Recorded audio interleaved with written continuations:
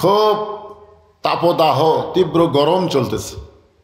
অনেক দিন হলে বৃষ্টি হয় নাই। গোটা বাংলাদেশের অনেক জায়গায় বৃষ্টির জন্য নামাজ পড়া হচ্ছে।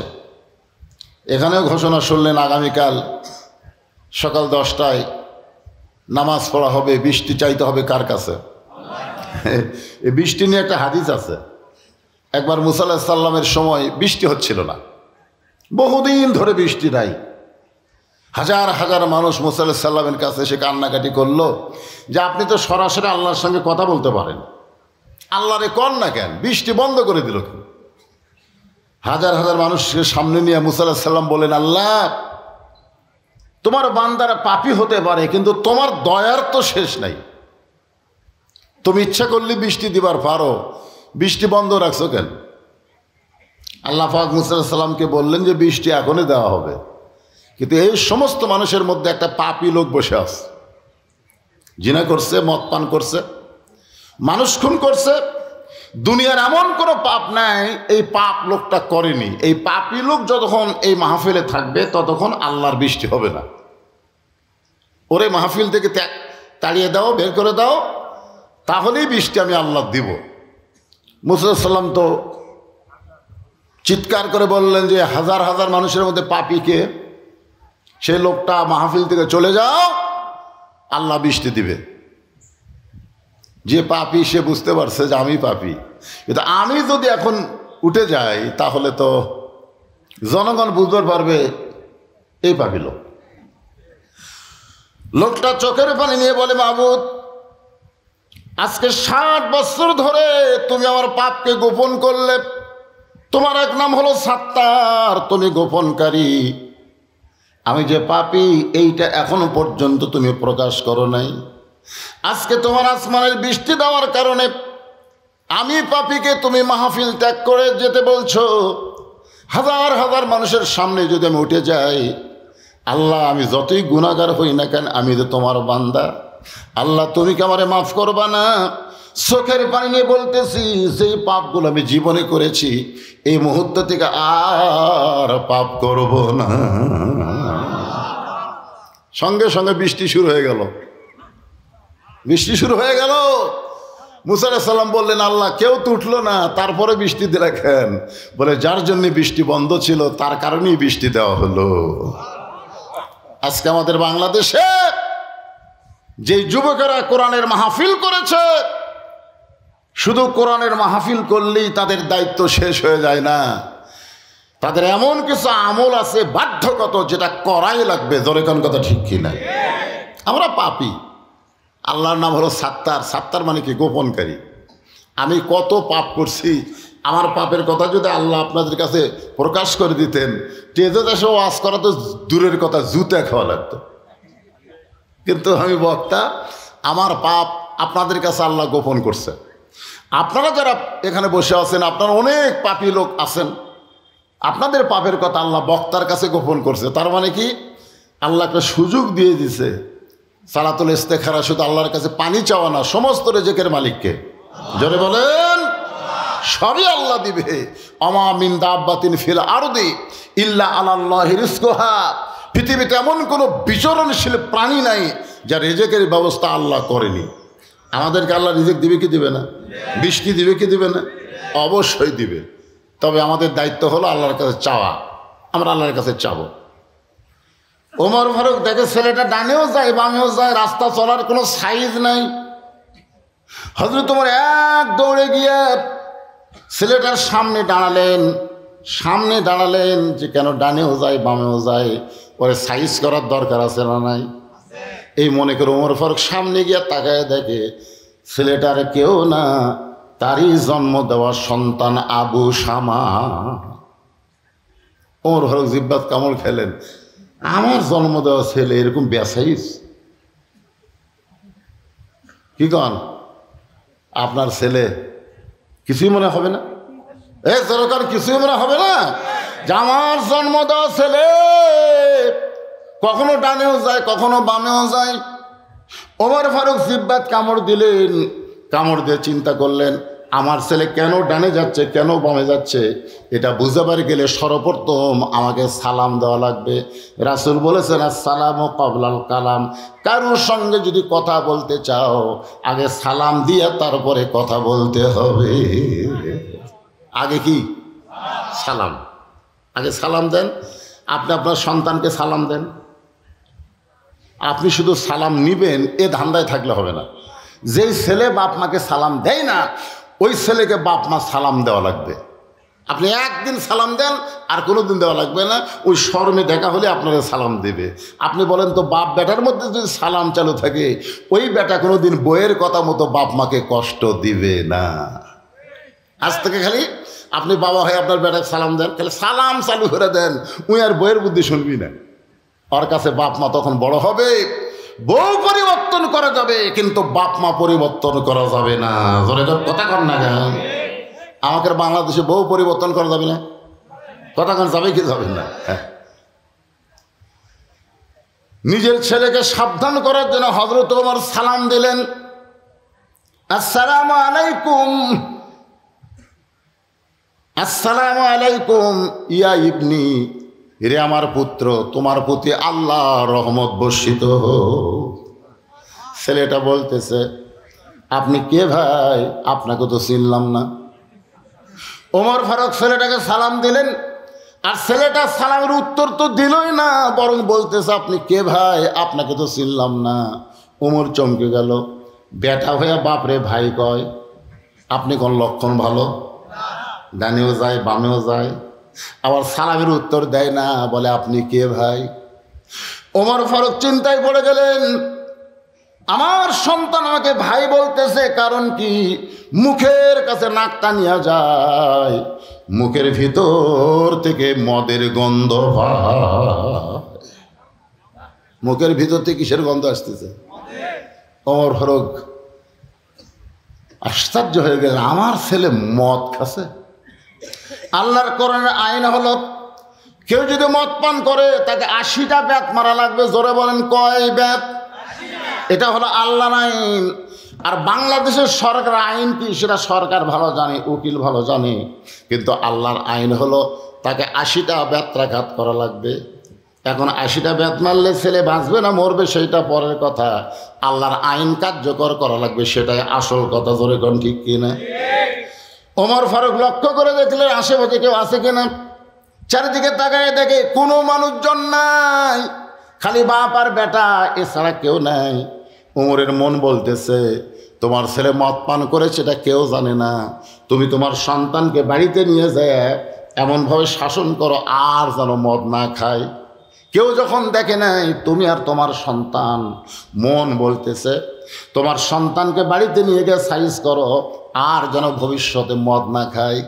ইমান বলতেছে ওমর কেউ দেখেনি এই কথা বলতে পারো না, কেউ না দেখলেও তোমার আল্লাহ দেখেছে। জোরে কোন ঠিক কিনা? আপনার বলেন তো মন আর ইমান এই দুইটাকে এক? বাংলাদেশের মুসলমান মনের তাগিদে চলে, ইমানের তাগিদে চলে না। মনের তাগিদে চলার কারণে একলাই 50টা ভোট দেয় আর মন বলে কেউ দেখে নাই।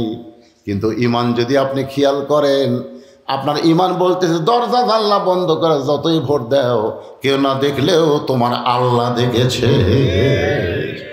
খালি এই বিশ্বাসটা আপনারা করবেন যে কেউ না দেখলেও আল্লাহ দেখছে, আর কেউ না লিখলেও 2 কান্দের ফেরেশতা লিখতেছে। জোরে কোন কথা ঠিক কিনা? আপনি দরজা জানলা বন্ধ করে অশ্লীল ভিডিও চালু করে যুবকেরা তোমরা পর্নোগ্রাফি দেখতেছ, মনে করতেছো বাপ মা ঘুমিয়ে গেছে, দরজা জানলা বন্ধ, কেউ দেখতেছে না। খালি একটা বিশ্বাস করো, কেউ না দেখলেও কে দেখতেছে? আরো জোরে জোরসে বলুন। আর কেউ না দেখলেও না, তোমার 2 কান্দের ফেরেশতা আছে না নাই? কোরআনে আল্লাহ বলেছেন কিরামান কাতিবিনা ইয়ালামুনা মা তাফআলুন, তোমার 2 কান্দে 2 মুহুরি। এগুলা গান গালে গুনাহ হবে না। এ কেবল মুরব্বী আপনার তো আমাকে সময়কার গান, এটা তো আমাকে গান, সেই সময়কার গান। তোমার 2 কান্দে 2 মোহরি লেখিতেছেন ডাইরি, দলিল দেখে রায় দিবে টাকা পয়সার নাই কারবার। আছেন আমার মুক্তার, আছেন আমার ব্যারিস্টার, শেষ বিচারের হাইকোর্টেতে তিনি আমায় করবেন পার, আমি পাপী রাসূল জাবিন্দার। মনের ঘরে তালা দিয়া, এই কথাটা একটু বোঝেন তো, দেখেন বুঝতে পারেন কিনা। মনের ঘরে তালা দিয়া চাবি নিয়া আছেন সাই, আমি অধম সাধ্য কি তার হুকুম ছাড়া বাইরে যাই, হুকুম ছাড়া বাইরে যাই। মনরে পারাপারে থাকলে তারা, সঙ্গে নিও গাড়ি ভাড়া, জবাবদিহি করতে হবে ধরলে টিকিট কালেক্টর, আমি পাপী তিনি জাবিন্দার। সেদিনের সে স্টেশন, স্টেশন বোঝেন, হাসরের ময়দান, সেই দিনের সে স্টেশনে থাকবে নানান প্যাসেঞ্জার, দ্রুত জানে পার হবে সে, টিকিট কাটায় আসে যার, টিকিট কাটায় আসে যার। একটু মনোযোগ দিবেন, কেউ না দেখলো আল্লাহ দেখতেছে, আর কেউ না লিখলেও ফেরেশতা দুইজন লিখতেছে। আমাদের দুই কান্দে দুইটা ফেরেশতা আছে, লিখতেছে না? এরকম লিখতেছে না? সব কিছু লিপিবদ্ধ হচ্ছে। আবার অনেক সময় কথা বলার সময় দুইজন কথা বলবো, আমরা কিন্তু চারিদিকে দেখি কেউ নাই রে, কেউ নেই রে, আমরা দুইজন রে, দুই কান্দের ফেরেশতাকে কেটে পাগলা, আমরা কি ঘুম পাড়তেছি? আমরা কিন্তু চারিদিকে খেয়াল করে কথা বলি, ঠিক না? কিন্তু ফেরেশতা খেয়াল করি না। এই ফেরেশতাকে খেয়াল করে কথা বলতে হবে, এমন কথা বলতে হবে ডান কান্দের ফেরেশতা যেন লেখে, বাম কান্দের ফেরেশতা যেন ঘুমায়া যায়। ধরে কোন কথা বল না, ডান কান্দের ফেরেশতা যেগুলো লিখবে এগুলো জান্নাত পাওয়ার কারণ, আর বাম কান্দের ফেরেশতা যদি বেশি লাগে তাহলে জাহান্নামে যাওয়া লাগবে। তা আমাদের কোন ফেরেশতাকে আমরা ব্যস্ত রাখবো, ডান না বাম? হ্যাঁ, কোরআনের মাহফিলে বসেও আপনারা খুব খেয়াল করবেন। ওমর ফারুক ইমান বলতেছে কেউ না দেখলেও আল্লাহ দেখেছে। তোমার ছেলে মদ পান করেছে, খালি তুমি দেখো নাই, তোমার আল্লাহও দেখেছে। এখন বলেন বাড়িতে নিয়ে যা সাইজ করা যাবে? ওমর ফারুক এক টানে মাথার পাগড়ি খুললেন, এক টানে মাথার পাগড়ি খুললেন, সেই পাগড়ি দিয়ে তার সন্তানের দুইটা হাত বেঁধে ফেললেন। পাগড়ি মাথায় দেওয়া সুন্নাত, আবার প্রয়োজন মতো পাগড়ি হ্যান্ডপাক বানানো সুন্নত, হ্যান্ডকাপ বানানো সুন্নত। এতক্ষণ কোথায় ছিল? আর এখন খুলে দুই ছেলের দুই হাত একে মরমা দিয়ে বান্ধিছে। আমি একবার ওয়াজ থেকে বাড়িতে গেলাম, যাওয়ার সময় ড্রাইভার বলল, হুজুর আপনি গেটে নামেন, আমি গাড়ি ফ্লেস করতেছি। আমি গেটে নামা যখন বাসার দিকে যাচ্ছি, 4-5টা কুত্তা আমাকে ধরলো, খাও খাও করে ধরলো রাত 2টার সময়। আমি কুত্তা খেতানোর যত দোয়া আছে বুঝলেন, সমস্ত দোয়া পড়া শুরু করলাম। কুত্তা মনে হয় আমার জুব্বা কামড়ে ধরবি। শেষ পর্যন্ত কোরআনে আয়াত খোলাম, ইন্নাহুম ইয়াকিদুনা কাইদা ওয়া আকিদু কাইদা। আয়াত করার পরে এক কুত্তা এসে মারলো খামসা। আমি বললাম এত দোয়া দেওয়া কাম হচ্ছে না রে। অনিমান বলতেছে, মৌলানা খালি তোর মুখে দোয়া আছে, লাঠি নেই। লাঠি থাকলে দোয়া লাগে। এক কুত্তার পাশাত বাড়ি মারলে বাকি 4 এমনি দৌড় মারতো। তোর কোন কথা ঠিক না? অনেক সময় খালি দোয়া দিয়ে কাম হয় না ভাই, লাঠিও লাগে। পাগড়ি মাথায় দিয়ে নামাজ পড়লে যেমন সওয়াব হবে, এই পাগড়ি দিয়ে অন্যায়ের প্রতিবাদ স্বরূপ বাতিলদেরকে বেঁধে ফেললেও সওয়াব আছে। জোরে কোন কথা ঠিক না? আপনারা ইসলামী আন্দোলনের কর্মী যারা মাথার পাগড়ি দিবেন, প্রয়োজনে ওই পাগড়ি মাজাত বানবেন। জোরে কোন কথা ঠিক না? ওমর ফারুকের সন্তানের 2টা হাত বেঁধে টেনে টেনে নিয়ে গেলেন মসজিদ নববীতে। মসজিদ নববীর বারান্দায় একটা খুঁটির সঙ্গে ছেলেটার 2টা হাত না 2টা পাও আবার মরমা দিয়ে বাঁধলেন। বাঁধার পরে হযরত ওমর মসজিদের মধ্যে ঢুকে 4 রাকাত নামাজের নিয়ত করলেন। জোহরের পূর্বে 4 রাকাত সুন্নত আছে না নাই? সর্বসা করলে সুন্নত কয় রাকাত? 4 রাকাত না, সব নামাজ মিলে 12 রাকাত সুন্নত আপনাকে পড়াই লাগবে। এটা কিন্তু আমলের ওয়াজ। কয় রাকাত? 12 রাকাত। জোহরেরই 6 রাকাত। জোহরের আগে 4, পরে 2, মাগরিবের পরে 2 রাকাত, এশার পরে 2 রাকাত, আর ফজরের আগে 2 রাকাত। এই 12 রাকাত সুন্নত কিন্তু পড়াই লাগবে। যুবকেরা তোমরা খালি ফরজ মারো, জুমার দিনে সবার শেষে যাবি, সালাম ফিরালি ওরাই আগে বাড়ি হবি। আচ্ছা, যৌবন বয়সে যদি ইবাদতে এরকম ব্যাখ্যাল হয়, বুড়া হলে আর পারবি? কন্ত এই যে আমাদের বয়স যত বেশি হচ্ছে মাজার ব্যথা, হাঁটুত ব্যথা, হাইরে ঠিক মতো বসায় রুকু সেজদা ঠিক মতো করা যায় না। এই জন্যই তো আল্লাহ বলবেন হাসরের ময়দানে যে তোমার শৈশবকাল, তোমার বুড়াকালের কোনো হিসাব দেওয়া লাগবে না, খালি যৌবনকালের হিসাব দিয়ে জান্নাতে চলে যাও। তাহলে ইবাদতের জন্য কোন বয়স দরকার? এ কথা কর না কেন? আর এখন যুবকেরা ইবাদত করবার চায় না। তাহলে 5 ওয়াক্ত নামাজ মিলে 12 রাকাত সুন্নত পড়া লাগবে। মুসল্লি মসজিদের মধ্যে ঢুকতেছে, কিন্তু খুঁটির সঙ্গে একটা ছেলেকে বাধা দেখে তার আশ্চর্য হলো, এই ছেলেটা কার রে, যার হাত বাঁধা পাও বাঁধা। একজন যুবক দৌড়ে গিয়ে সামনে গিয়ে তাকায় দেখে এ তো যেমন তেমন ছেলে না, এ হলো হজরত উমরের সন্তান, অর্ধ পৃথিবীর খলিফা হজরত উমরের ছেলে। কেমনভাবে মর্মা দিয়ে কে বানলো রে, কার এমন সাহস? এমন সময় একজন সাহাবী বলছে যে ভিতর দিকে তাকায় দেখো। ভিতর দিকে তাকায় দেখে হজরত উমর তখন নামাজের সেজদায়। উমরের মতন মানুষ মসজিদে থাকে আর তার সন্তানকে কে বাঁধলো, এইটা নিয়ে কোনো টেনশন করার দরকার নাই। অবশ্যই হজরত উমর ভালো জানে, যেরকম ঠিক কিনা। সবাই নামাজ আদায় করলেন সুন্নত। যখন জোহরের ফরজের আকামত হলো, ফজর নামাজ শুরু করবার গেলে মুয়াজ্জিন কিন্তু একটা আকামত দেয়। ফরজ নামাজের আগে আকামত আছে না নাই? জামাতে যখন নামাজ পড়বেন তখন আকামত দিবেন, একলা একলা যখন নামাজ পড়বেন তখন কি করেন? তখনও দেন। কি জন্য দেন? একলা নামাজের তো আকামতের দরকার নাই। আকামত দেওয়ার কারণ হলো আপনার আশেপাশে কেউ যদি থাকে তাকে জামাতে সামিল করার জন্যে তদারকি করা। কিন্তু একলাও আকামত দেওয়ার কারণ হলো যদি কোনো মানব না থাকে, অন্য কেউ এসে আপনার সঙ্গে জামাতে হাজির হওয়ার পারে। ধরে কর না সুবহানাল্লাহ। ভাইজান, এই আকামত যখন শুরু হয়, আকামতের মধ্যে একটা শব্দ আছে, কদ কামাতিস সালাহ। কদ কামাতিস সালাহ আছে না নাই? কদ কামাতিস সালাহ, নামাজ দাঁড়িয়ে গেছে। নামাজ এমন একটা ইবাদত যার শুরুটা দাঁড়িয়ে করতে হবে। ইচ্ছা করে চেয়ারে বসে কিন্তু নামাজ হবে না। যেই মসজিদের মধ্যে চেয়ার ঢুকছে বুঝবেন ওই মসজিদের জামাত মাকরু, ওই মসজিদের জামাত মাকরু। আপনি যতই নামাজ পড়েন জামাতের সওয়াব আপনি পাবেন না, কারণ চেয়ার যখন কাতারের মধ্যে থাকবে ওই কাতার কোনো দিন সোজা হবে না।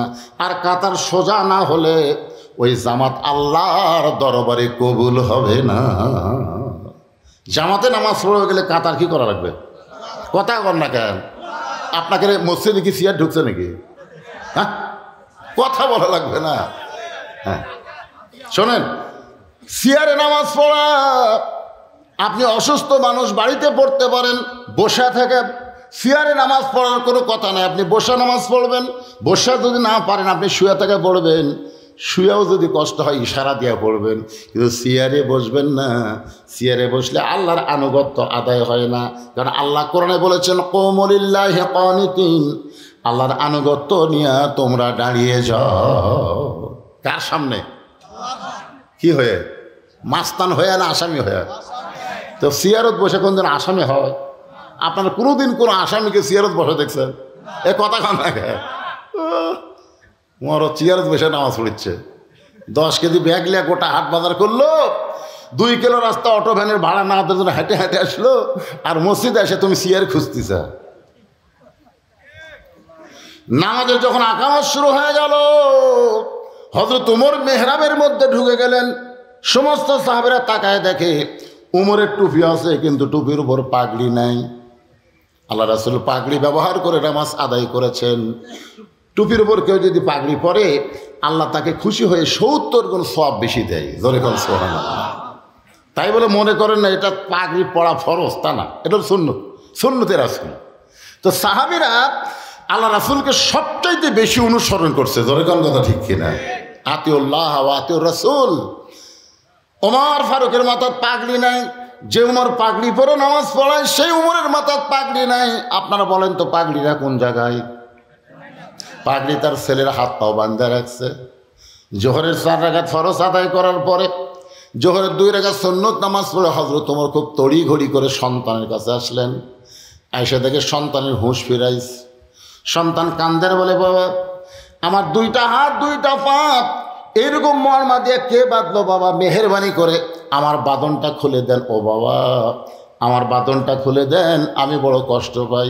বাবা গো আপনার ছেলে কেমন করে কে বাঁধলো বাবা, মেহেরবানি করে আপনি আমার বাঁধনটা খুলে দেন। ওমরের চোখটা দর দর করে পানি পড়তেছে। পানি পড়ার কারণ হলো দুইটা। এক নম্বর কারণ হলো কিছুক্ষণ আগে তুই আমারে বললি কে ভাই, আর এখন বলতেছিস আমারে বাবা। কিছুক্ষণ আগে সালাম দিলে কি বলছে, আপনি কে ভাই, আর এখন বলতেছে বাবা। ওমর ফারুক বুঝতে পারলেন দুনিয়ার যতই মদ পান করো 2-1 ঘন্টা তুমি মাতাল থাকবা, নিশা কাটা গেলে কিন্তু তুমি আর মাতাল থাকবা না। ইমাম গাজ্জালি বলেছেন আমার কাছে এমন একটা মদের খবর আছে, সেই মদ যদি কেউ একবার পান করে আজরাইল না দেখা পর্যন্ত তার হুঁশ ফিরে আসবে না। সমস্ত ছাত্র বললেন হুজুর আমরা দুনিয়ার সমস্ত মদের খাওয়া পান করলে বড় জোর 2-4 ঘন্টা মানুষ পাগল থাকে, কিন্তু এমন কোনো মদ কি আপনি জানেন যেই মদটা পান করলে আজরাইল না দেখা পর্যন্ত হুঁশ ফেরে না? সেই মদের নাম কি? যে মদ একবার ভিতরে ঢুকাইলে আজরাইল না দেখা পর্যন্ত হুঁশ আসে না। জোরে গান কি আসে না? আজরাইল দেখলে হুঁশ আসে, তার আগে হুঁশ আসে না। মাতালের মতন বলতেছে ওই যে দেখতেছেন না হুজুর ওই বাড়ি আমার, ওই বাড়ির সামনে যে পুকুর দেখতেছেন ওটাও আমার, তার সামনে জমি দেখতেছেন এটাও আমার। ফেরেশতাকে আল্লাহ এই যে হামার হামার করতেছে ওর তো কিছুই নাই, তাহলে এই যে আমার বলতেছে কারণ কি? আল্লাহ বলে মাতাল হসে রে, মাতাল হসে। দুনিয়ার মহব্বতের মত কেউ যদি একবার ভিতরে ঢোকায় ওই আজরাইল না দেখা পর্যন্ত হুঁশ ফিরে পায় না। ধরে কোন কথা ঠিক কথা কন না কেন? এই জন্য আল্লাহ বলেন ওয়ানফিকু মিম্মা রাযাকনাকুম মিন ক্বাবলি আইয়াতি আহাদাকুমুল মাউত ফায়াকুলা রাব্বি লাউলা আখারতানি ইলা আজালিন করিব। এখন তার সিঁড়ি লাগে না, লিফট দিয়ে, লিফট 20 তালা তুলছে, ওটা বলতেছে আমার বাড়ি আমার ঘর আমার নামাই কে? কয় তালা তুলছে? নিচের দিকে তাকে দেখে 1 তালা 2 তালা সব হাত তলে পড়ে আছে রে, আমি সবার উপর আমার নামাইকে। এই কয়ে বুক তাক থাবা মারতেছে। ইতিমধ্যে আজরাইল এসে বলতেছে ভাই চ যাই। তখন বলতেছে তুই খেরে? হার নাম আজরাইল ভাই। আমি কোনোদিনও কল্পনা করিনি রে আমাকে নিচে যাওয়া লাগবে, খালি নিচে না মাটির নিচে ঢোকা লাগবে। ধরে কথা কন না আর কাজ করে দেখতেছে 5 তালা বানাতে হচ্ছে, 6 তালা রড বার করে থোছে। কি আপনার কোন তুই ভালো আছে না মাতাল আছে? কথা কন না কেন? মাতাল হয়নি? তোমাকে থাকা লাগবে কবরের মধ্যে, আর তুমি 5 তালা বানানোর পরেও তুমি রড বার করে রাখছো আর 1 তালা বানাবা, তাহলে ওখানে কবে যাবে? যাওয়ার কথা খেয়াল নেই। মানে এমন মদ খাওয়া খাচ্ছে যাওয়ার কথাই খেয়াল নেই। অথচ আল্লাহর কাছে বলে আইছে মিনহা খালাকনাকুম ওয়া ফিহা নুয়ুদিকুম ওয়া মিনহা নুখরিজুকুম তারাতান উখরা। তাহলে ওই ব্যক্তি হলো সবচাইতে বড় মাতাল যে দুনিয়ার মহব্বত কলিজার মধ্যে ঢুকাইছে, আজরাইল না দেখা পর্যন্ত তার হুঁশ হবে না। এখন আপনারা বলেন আমরা বলি আমরা কি সেই মাতাল? কেন ভাই কথা কন না কেন? মুখ দেখালি কবি না, অন্তর্দা চিন্তা করে দেখেন তো। আপনি কোনোদিন বলেননি এ বাসা আমার? বলেননি এই জমি আমার, এই পুকুর আমার? তো তাহলে আপনি বলছেন তো। সাহাবেরা বললেন হুজুর তাহলে আমরা কীভাবে বলবো? আল্লাহ রাসূল বললেন এভাবে বলবা ওই বাড়ি আমি দেখাশোনা করি, ওই পুকুর আমি দেখাশোনা করি, ওই জমি আমি দেখাশোনা করি, মূল মালিক আমি না, মূল মালিক হচ্ছে আমার আল্লাহ। পরের জায়গা পরের জমি, গানটা গাইলে গুনাহ হবে না। পরের জায়গা পরের জমি ঘর বানায় আমি হিরোই, আমি কিন্তু জায়গার মালিক নই। কে রে যুবক রে, এগুলো গান গাইলে গুনাহ হবে? এখন সব গান আছে নতুন নতুন গান। একজন মানুষ হইয়া তুমি কয়জনকে বিলাও মন। আপনারা বুঝবেন না, এরা বুঝতেছে। মুখে তোমার ভালোবাসা অন্তর কয়লার মতন, মুখে ভালোবাসা বলো অন্তর দিয়া বাসনা, বন্ধু তোমার ধরন ভালো না। কি এগুলা গান গাইলে কোনো সব নাই। আর এই গানটা গাও প্রত্যেক হরফে হরফে সব পাবা। পরের জায়গা পরের জমি, সবাই কম, পরের জায়গা পরের জমি ঘর বানায় আমি রই, আমি কিন্তু জায়গার মালিক নই। জমিদারের ইচ্ছা মতন দেই না জমিন চাষ, তাই তো ফসল ফলে না রে দুঃখ 12 মাস। আমি খাজনাপাতি সবই দিলাম, খাজনাপাতি সবই দিলাম, তবু জমিন হয় যে নিলাম। দুঃখের কথা কারে কই, পরের জায়গা পরের জমি, ঘর বানায় আমি রই, আমি কিন্তু ঘরের মালিক না। উমরের চোখ দিয়ে দর দর করে পানি পড়ার কারণ হলো, সন্তান যখন বাবা বাবা বলে ডাকে, যত পাষাণ বাবা হোক না কেন, ওই সময় বাবার অন্তর জান্নাতের শান্তি বাবা বাবা গো, আপনার ছেলেকে এভাবে কে মর্মা দিয়ে বানছে বাবা? আমার কষ্ট হয় বাবা। বাবা বাবা বলে যখন কাঁদতেছে, উমরের চোখ দিয়ে পানি পড়তেছে, কারণ সন্তান যখন বাবাকে বাবা বাবা বলে ডাকে, বাবার অন্তরে তখন জান্নাতের একটা শান্তি আসে। আর এই শান্তিতে বাবা সারা জীবন যা কামাই করে সব সন্তানকে দিয়ে দেয় কি দেয় না? কি দিয়েছেন আপনি? আপনি আপনার বাবাকে কি দিয়েছেন? কি দিয়েছেন? খালি বাবা বাবা বলে দেখেই বাবার কলিজা আপনি শান্তি করে দিয়েছেন। আর কতগুলো সন্তান আছে বইয়ের বুদ্ধি শুনে আর বাবাও ডাকে না, এরকম আছে না নাই? আগে হারিয়ে গেছি যে থাকতো বাপ মার সাথে, বিয়ে করার পর বউ যে কি কান মন্ত্র দিছে, আর এই গ্রামে থাকে না, এখন নওগাঁ শহরে বাসা করছে, বউ লিয়ে ওই বাসার থাকে। বাবা একদিন অসুস্থ হয়ে গেছে, অসুস্থ বাবা ভালো ডাক্তার দেখাতে গেছে, ডাক্তারের মোড় আছে না নাই? নগদ আছে না নাই? বড় ডাক্তার, একে সিরিয়াল দিতে দিতে রাত 9টা বেজে গেছে। রাত 9টার সময় এখন চিন্তা করে, এত রাত্রে হারিয়ে গেছি, যাই না বেটার বাসার যাই। মন বলতেছে কে এত কষ্ট করে হারিয়ে গেছে, জালেবে কেন, বেটার বাসার যা। বাবা ইচ্ছা করে কোনোদিন বেটার বাসায় যায় নাই, কারণ বাবা জানে আমার ছেলে নষ্ট হয়ে গেছে ওর বইয়ের কারণে, ধরে কোন কার কারণে। কিন্তু আজকে বেকায়দা, 9টার সময় যায়, ছেলের নাম রাখছে ভালোবারে আব্দুল্লাহ, ভালো নাম, ভালো না? 9টার সময় বাবা ডাকতেছে আব্দুল্লাহ, আব্দুল্লাহ চমকে উঠছে। সবাই আমাকে সাহেব বলে সম্মান করে, স্যার বলে ডাকে, আর এত রাত্রে আমার নাম ধরে ডাকার মরদ কেড়ে। সবাই আমাকে বলে স্যার সাহেব, আর আমার নাম ধরে ডাকলেই মরদটাকে। দরজা খুলে তাকায় দেখে বাবা দাঁড়ায় আছে। এত রাত্রে বাবা বলে ডাক্তার দেখতে দেখতে 9টা বাজে গেছে, এই সময় হারিয়ে গেছি, কেমনে যাই? আজকে রাতটা তোর বাসায় আমি থাকতে চাই। আব্দুল্লাহ বলে বাবা আমার কোনো আপত্তি নেই, আপনি তো রাগ করে আসেন না। বাবা বলতেছে আজকে বেকায়দা, রাগ থাকলেও যাওয়ার বুদ্ধি নেই। এখন আব্দুল্লাহ তার বাপকে ধরে নিয়ে রেস্টরুমে বসে বলে বাবা একটু ধৈর্য ধরেন। বাবা বসে আছে, আব্দুল্লাহ আস্তে আস্তে বইয়ের কাছে গিয়ে এতিমের মতন বলতেছে, এতিমের মতন করুণ স্বরে বলতেছে, ম্যাডাম ম্যাডাম দেখো আমার বাবা। জানি না, দেখেন মরদ মানুষের কথা কথা আসতে বলতেছে, কেগো আমার বাবা আইছে। ওই জানি না, আব্দুল্লাহ আব্দুল্লাহ বলে চিল্লানো না, আমি সবই শুনছি, তুমি কি মনে করছো আমি ঠসা? স্বামী জোরহাত করে বলতেছে, এত জোরে কয়ো না, আব্বা শুনে পাইলে মন, কিসের মন খারাপ? দেখেন কতগুলো মরদ মানুষ বইয়ের কাছে এত জিম্মি হয়ে গেছে।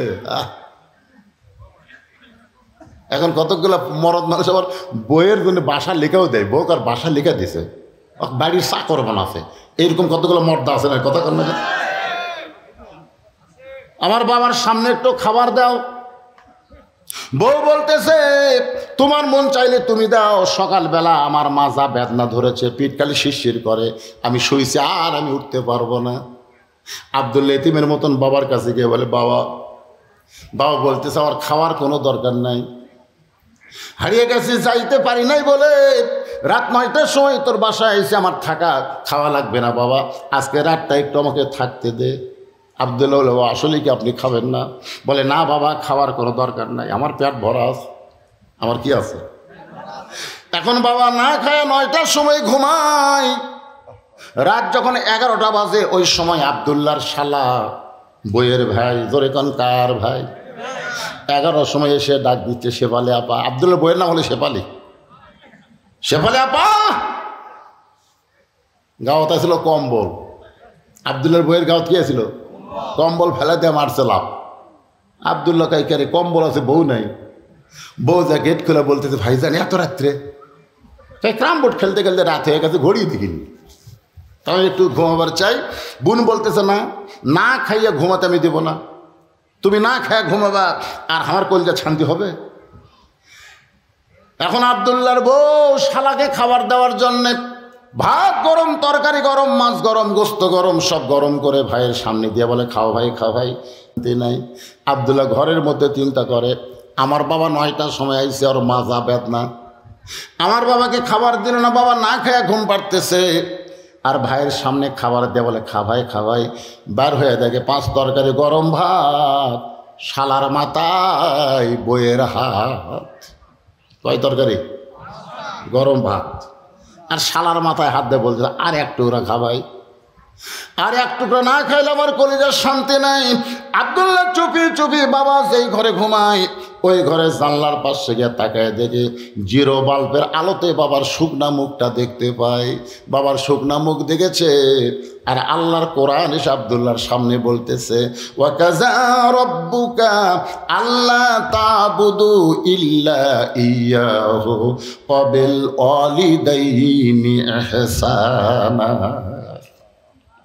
আল্লাহ রাসূল বলেছেন, বাপ মা পাওয়ার পরেও নিজের গুনাহ যারা মাফ করে নিতে পারল না তারা ধ্বংস হয়ে যাক। সাহাবারা বললেন, হুজুর বাপ মা জীবিত থাকার পরেও যে সন্তান নিজের গুনাহ মাফ নিতে পারলো না, গুনাহটা কীভাবে মাফ নেবে?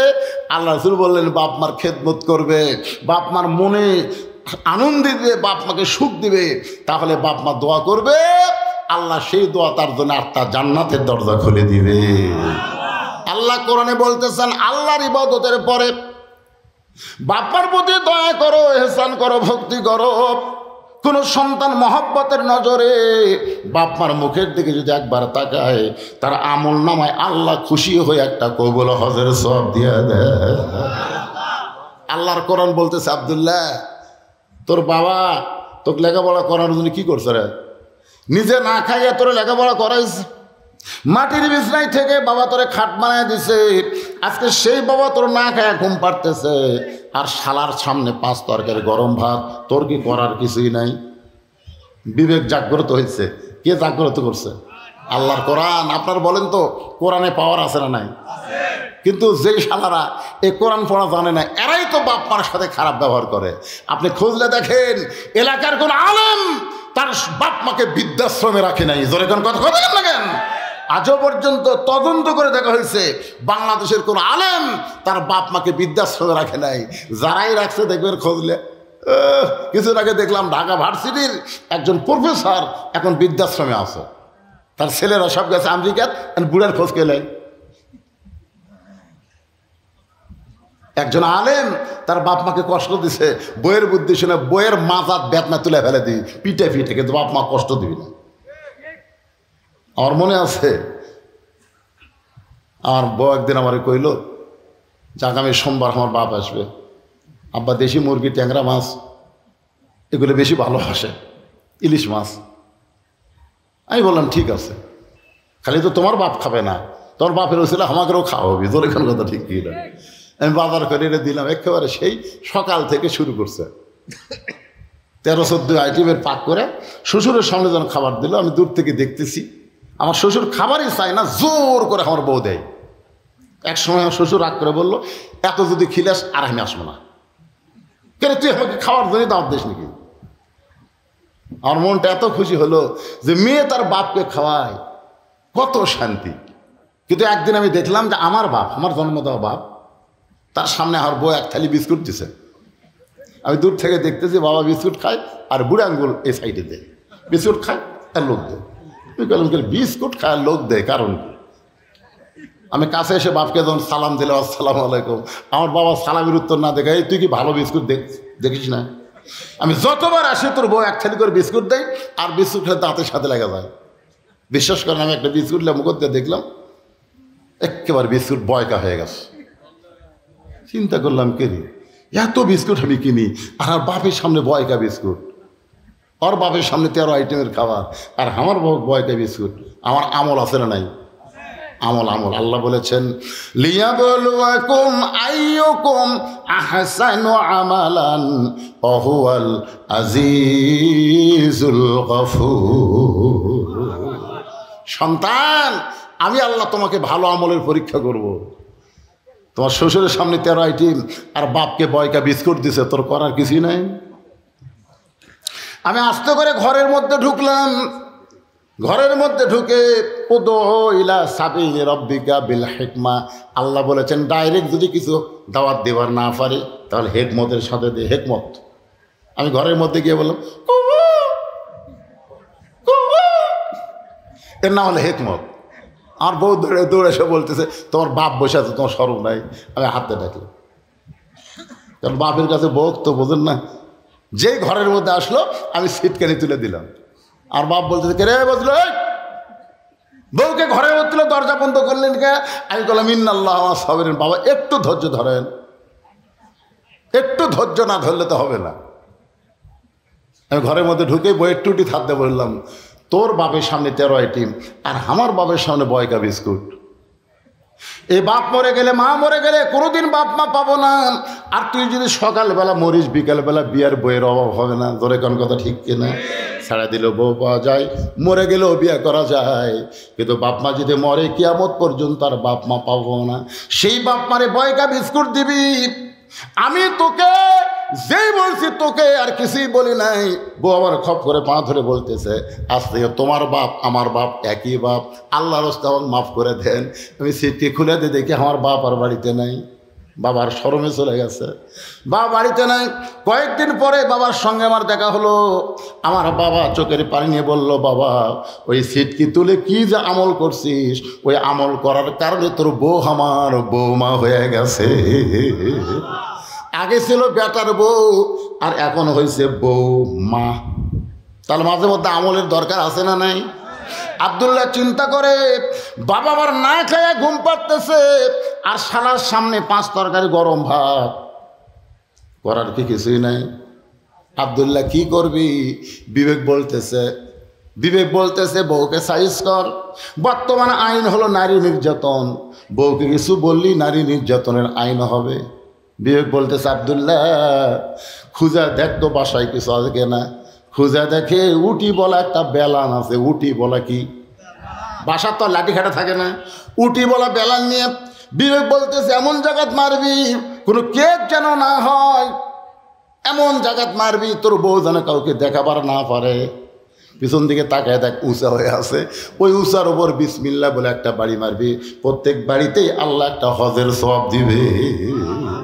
পিছন দিকে তো উঁচা হয়ে আছে, ওই উঁচা জায়গার মিডল পয়েন্ট একটা বাড়ি মারবি বিসমিল্লাহ কয়া। ধরে কন কি কয়া? বিলে যেমন ইন্দুর ধরে। আব্দুল্লাহ চুপি চুপি বউয়ের পিছনে এসে বউ খালি ভাইকে বলতেছে আর একটা টুকরা খা ভাই, তুই একটা টুকরো না খেলে আমার কলিজার শান্তি নেই। আব্দুল্লাহ মনে মনে কয় আমার বাবা না খায় ঘুম পাড়তেছে আর তোর ভাই খাবার চাই না, তারপরে জোর করে খাওয়াস। বিসমিল্লাহ বলে যেই মাত্র বাড়ি মারছে সঙ্গে সঙ্গে বউ দৌড়, শালাও দৌড়। শালা চিল্লায় বলে দুলা ভাই আমার বোনকে মারলেন কেন? আব্দুল্লাহ বলে তোর বোন আমার কে হয়? তুই যে বললি আমার বোনকে মারলেন কেন? তোর বোন আমার কে হয়? বলে আমার বোন আপনার বউ হয়। তাহলে তোর বোন আমার বউ হয়, আমার আদরের বউকে আমি কেন মারবো? কারণ বউ হলো আদরের জিনিস। তোর বোনকে ভালোবেসে আদর করে আমার বাপ মে হারা গেছে রাইকা তোর বোনকে সুখ দেওয়ার জন্যে নওগাঁ শহরের মিডল পয়েন্ট আমি একটা বাসা বানাইছি। কারণ বউকে ভালোবাসার কথা কোরআনেও আছে, দরকার আছে না নাই? আল্লাহ কোরআনে বললেন হুন্না লিবাসুল লাকুম ওয়া আনতুম লিবাসুল লাহুন্না। স্বামী হলো বিবির পোশাক, বিবি হলো স্বামীর পোশাক। নবী আমার বসে আছেন ঘরের ভিতরে, এমন সময় মা আয়েশা ঘরের মধ্যে ঢুকলেন।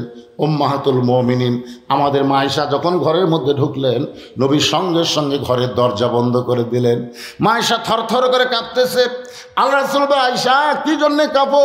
বলে আপনার জুতার পরশে আল্লাহর আরশ ধন্য হয়ে গেছে। সেই নবীর সামনে যদি আমার কোনো বেয়াদবি হয়, রাসূল মুস্কি মুস্কি হাসের বলে, আয়েশা, একজন নবীর জুতার পরশ আল্লাহর আরজ ধন্য হয়েছে। একজন নবীর জুতার পরশ। আয়েশা বলে, হুজুর আপনি তো সেই নবী। রাসূল বলে, আমি সেই নবী ছিলাম যতক্ষণ দরজা খোলা ছিল, দরজা বন্ধ হয়ে গেছে আমি আর নবী নাই, আমি হলাম স্বামী আর তুমি আমার বিবি। সঙ্গে সঙ্গে আয়েশা দৌড়ে এসে নবীর বুকের মধ্যে মাথা ঢুকায় কান্দের বলে, আল্লাহ, আমার নবী শুধু বিশ্ব নবী না, আমার নবী হলেন পৃথিবীর 1 নম্বর স্বামী। বউকে ভালোবাসার কথাও ইসলামে আছে না নাই? জোরে কার আছে না নাই? আমার সে আদরের বউকে বাসা বানাইছি। আয় আয়, কি জন্যে মারলাম তোর একটু দেখাবার চাই। শালা বলে, দুলা ভাই আমাকেও মারবেন নাকি? বলে, তোকে মারবো না, তোকে একটু দেখাবো। এবার জানলার পাশে নিয়ে গেলে, তাকায় দেখতো ভিতরে লোকটাকে। বলে, আপনার বাবা কখন আইছে? বলে, 9টার সময় এসে না খেয়ে ঘুমাইস। শালা চমকেটে বলে, দুলা ভাই 11টার সময় এসে আমি 5 তরকারি দিয়ে গরম ভাত খাই, আর 9টার সময় আপনার বাবা না খায় ঘুমাইলো, কারণ কি? আব্দুল্লাহ বলতে, কারণ হলো তোর বোনের মাজা বেদনা, পেট শিরশির করে, আমার বাবার সামনে খাবার দেয়নি বলে বাবা দুঃখ করে না খায় ঘুমাইছে। এখন বল আমার আমল কি, বল আমি কি করব? শালা বলতে, দুলা ভাই আর একটা মারেন। আর একটা মারেনি, মানুষের জাত না। ই বাপের আত্মীয় পছন্দ করে, শ্বশুর আত্মীয় 2 চোখে দেখবার পারে না। এরকম বেয়া সাইজা বউ আছে না নাই? এ কথা কেন আছে না নাই? বেয়া সাইজা বউকে সাইজ করার কথাও আল্লাহর ইসলামে আছে। আব্দুল্লাহ একটু মনোযোগ দিয়ে শোনেন। ওমর ফারুকের চোখ দিয়ে দর দর করে পানি পড়তেছে। কিছুক্ষণ আগে সালাম দিলে যেই বেটা আমারই কইছে, আপনি কে ভাই? আবার এখনই বলতেছে, বাবা আমাকে কেমন ভাই বেঁধে রাখলো, বাবা মেহেরবানি করে আমার পায়ের বাঁধন খুলে দেয়। হযরত তোমার আবু শামাকে বাঁধায় রাখা অবস্থায় চিৎকার করে বললেন, জল্লাদ জল্লাদ। সঙ্গে সঙ্গে সমস্ত সাহাবী চমকে উঠল। ওমর ফারুক যখন জল্লাদকে ডাকতেছে, তাহলে অবস্থা খারাপ। কি ডাকতেছে? জল্লাদ বোঝেন আপনার? জল্লাদ বোঝেন? জল্লাদ শাহজাহান কিছুদিন আগে মুক্তি পাচ্ছে। কি ভাই উকিল সাহেব? জল্লাদ শাহজাহান। আমি ফেসবুকে দেখলাম, খবরে দেখলাম, জল্লাদ শাহজাহান অনেক আসামিকে জেলখানায় কি দিছে? ফাঁসি দিছে, ফাঁসি। তো একজন সাংবাদিক বলতে, জল্লাদ শাহজাহান ভাই, আপনি যে এত মানুষকে ফাঁসি দিলেন, এই ফাঁসি দেওয়ার সময় আপনার অভিজ্ঞতা কি? তখন বলে, একটা অভিজ্ঞতা আছে, সেটা বললে আবার হক জেলের জল লাগবে। একটা অভিজ্ঞতা আছে, সেটা বললে আবার হক জেলের জল লাগবে। চিন্তা করেন কি অভিজ্ঞতা। উনি একটু অ্যাঙ্গেলে বলছেন আর কি ইশারায়, যে একজন আসামিকে ফাঁসি দেওয়ার জন্য তাকে নিয়ে আসা হচ্ছে, যা দিকে সে নামাজের মধ্যে আছে। কার মধ্যে আছে? 12টার সময় ফাঁসি কার্য করা হবে, নামাজ পড়তেছে। 12:15 সময় নামাজ যখন শেষ করলো, তাকে বলা হলো, চলেন ফাঁসির মঞ্চ প্রস্তুত, আপনি চলেন। সে বলতেছে, আলহামদুলিল্লাহ, আমার কোনো আপত্তি নেই। এই বলে লোকটা ফাঁসির মঞ্চের দিকে আনন্দ নিয়ে আসতেছে। আর সময় আমাকে বলতেছে, কে ভাই, আমার মাথার চুলের সাইজ তো ঠিক আছে, তোমার কাছে চিরুনি হবে, চুলটা একটু সাইজ করি। বলে, চিরুনি মাথা চুল, এখনই ফাঁসি হবি, তোর চুল সাইজ করতেছে। হাসতে হাসতে ফাঁসির মঞ্চে গেল। জল্লাদ শাহজাহান বুঝাইলো, আল্লাহর কতগুলো বান্দা ফাঁসির মঞ্চে যায়, বিশ্বাস করে ফাঁসির মঞ্চ না, তাদেরকে জান্নাতের দরজায় আহ্বান করা হচ্ছে। তোর এখন কথা ঠিক কিনা? আল্লাহ কোরআনে বলেন, ওয়ালা তাকুলু লিমান ইউকতালু ফি সাবিলিল্লাহি আমওয়াতুন বাল আহইয়াউ ওয়ালাকিন লা তাশউরুন। আজকে ফিলিস্তিন মুসলমানকে যে ইসরায়েলের ইহুদির বাচ্চারা হত্যা করতেছে, আপনার কি মনে করেন ওরা মারা যাচ্ছে? আল্লাহর কোরআনের আয়াত অনুযায়ী কেউ মারা যাচ্ছে না, বরং সবাই চির অমর হয়ে জান্নাতের মধ্যে ঢুকতেছে। সুবহানাল্লাহ। আল্লাহ রাস্তায় যাদেরকে হত্যা করা হবে, আল্লাহ বলেছেন তাদেরকে তোমরা মৃত্যু বলো না। জল্লাদ বলার সঙ্গে সঙ্গে জল্লাদ এসে হাজিরে, আমিরুল মুমিনিন আমারে ডাকলেন কেন? বলে, ডাকার কারণ হলো আমার আবু শামা মদ পান করছে। সমস্ত সাহাবীরা চমকে উঠছে, এই জিনিসটা কেউ জানতো না। ওমর ফারুক আমার আবু শামা মদ পান করেছে, তাকে 80টা দৌড়া মারো, 80টা বেত্রাঘাত করো। এই বলে আবু শামাকে বেত্রাঘাত করার জন্য ওমর ফারুক জল্লাদের হাতে চাবুক দিয়ে দিলেন। আমার সামনেই তুমি বেত্রাঘাত করো। জল্লাতে একটা চাবুক মারছে, ওমর ফারুক এরকম চেয়ারে বসে আছে। জল্লাদ দ্বিতীয় চাবুক মারছে। মারা লাগবে কয়টা?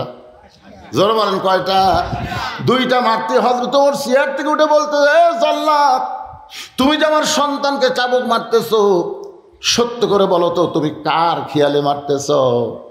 আমার খেয়ালে না আল্লাহর খেয়ালে? তুমি আমার ছেলেকে কয়টা মারলে? 2টা চাবুক মারলে। তুমি সত্যি করে বলো, এই 2টা চাবুক তুমি কার খেয়ালে মারছে? আমার খেয়ালে না আল্লাহর খেয়ালে? জল্লাদ বলতেছে, আপনি সামনে বসে আছেন আর আল্লাহ আছে গোপনে। তো সামনে বাদ দেওয়া, গোপনের কথা মনে হয়? আজকে বাংলাদেশ সরকার আছে সামনে, আল্লাহ আছে গোপনে। আমরা বক্তারা ওয়াজ করবার গেলে কার খেয়ালে ওয়াজ করি? আল্লাহর খেয়ালে ওয়াজ করলে জেলখানা ঢোকা লাগবে। কি মনে হয়? কথা হয় না। খেয়ালেতে রাখো মন, খেয়ালো অমূল্য ধন, খেয়ালো হারাইয়া গেলে, খেয়ালো হারাইয়া গেলে সব হবে তার কারণ। পুলিশ ধরার ভয়ে সব লোকে আছে, আজরাইল ধরার খেয়ালই নেই। আপনারা বলেন তো, মুসলমানের কাছে পুলিশ ধরার গুরুত্ব বেশি না আজরাইল ধরার গুরুত্ব বেশি? কথা কন না, একেবারে কথা না কন। জীবনে আপনার পুলিশ ধরবে কিনা কি কোনো গ্যারান্টি আছে? নাও ধরতে পারে, কিন্তু সেই পুলিশ ধরার চিন্তা করি। একটা বড় যে আজরাইল ধরবেই, সেই ধরা নিয়ে আমরা টেনশন করি না। যে কোনো মুহূর্তে আজরাইল ধরবে রে। যুবকেরা যারা কোরআনের মাহফিল করতেছো, আমাকে বলেছে হুজুর যুবকেরা কোরআনের মাহফিল করতেছে, আজকের মাহফিলে কোনো আদায় নাই, আদায়বিহীন মাহফিল। সুবহানাল্লাহ, বুঝি না? আপনারা কি বলেন? এই যুবকেরা কোরআনের মাহফিল করার পাশাপাশি যদি 5 ওয়াক্ত নামাজ আদায় করে, কয় ওয়াক্ত? 5 ওয়াক্ত নামাজ পড়ে, কাজটা ভালো হবে না? কিন্তু এখানে এমনও যুবক থাকতে পারে যারা কোরআনের মাহফিল করতেছে, মাগরিবের নামাজ পড়েনি, এশার নামাজও পড়েনি, হয়তো ফজরও পড়বি না। আপনারা বলেন তো, এরকম 1 কোটি মাহফিল, 1 ওয়াক্ত নামাজ, 2টা যদি 2 পাল্লায় দেওয়া হয়, ওজন বেশি হবে কার? তাহলে চিন্তা করেন, এই মাহফিল দিয়ে কোনো কাজ হবে না যদি আপনি নামাজি না হন। আমি যুবকদের অনুরোধ করবো, বাবা এই বয়সই হলো আল্লাহর হুকুম, নামাজ পড়তে হবে। একমাত্র নামাজে পারে মানুষকে যাবতীয় খারাপি থেকে বাঁচাই দিতে। যে কথাটা বলতেছিলাম খেয়াল করেন। ওমর ফারুক বললেন, জল্লাদ তুমি কার খেয়ালে চাবুক মারতেছো? বলে আল্লাহ আছে গোপনে, আপনি আছেন সামনে, আপনার খেয়ালেই চাবুক মারতেছি। ওমর ফারুক বললেন, জল্লাদ রে, আমার খেয়ালে আমার সন্তানকে 800 যদি চাবুক মারো, তারপরে দৌড়া আদায় হবে না, মারতে হবে কার খেয়ালে? দাও চাবুক, আমার দাও। তুমি কি মনে করো আমি আমার সন্তানকে ভালোবাসি না? আমার খেয়ালে আমার সন্তানকে চাবুক মারতেছো, সেই চাবুক আমি কাইরা নিয়া নিজে দৌড়া মারবো। তার মানে কি মনে করতেছো তুমি জল্লাদ হয়ে আমার সন্তানকে ভালোবাসো, আমি আমার সন্তানকে ভালোবাসি না? দুনিয়াতে বাবা হলো 2 রকম।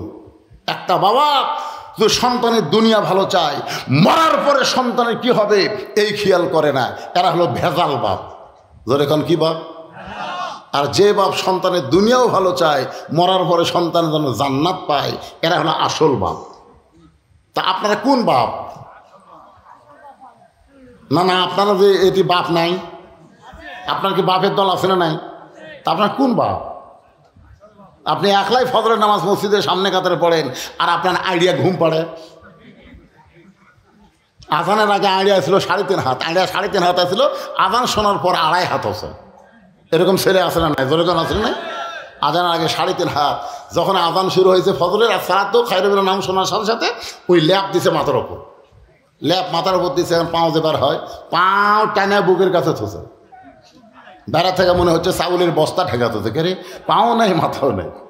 বাপ আস্তে আস্তে ঘরের মধ্যে গিয়ে ল্যাপ টান দিয়ে দেখে ল্যাপের ভিতরে ব্যাটার সাইজ আর সকালবেলা সাইড টিপে কুত্তের সাইজ, একই সাইজ।